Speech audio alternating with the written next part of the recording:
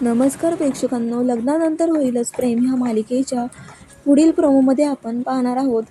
Finally आता नंदिनीला पुरावा मिळालाय. सँडी देशमुखांच्या घरी येऊन सगळं काही बोलून बसलाय. त्यामुळे वसू आत्या आणि रम्याचा खरा चेहरा सगळ्यांसमोर आलेला आहे. तेव्हा आता विक्रमचे डोळेच उघडले, कारण आता वसू आत्या ह्या माफी मागू लागताय. त्या नंदिनीला म्हणताय की नंदिनी, मला माफ कर, ह्या घरात मला तोंड दाखवायला सुद्धा जागा राहिलेली नाहीये.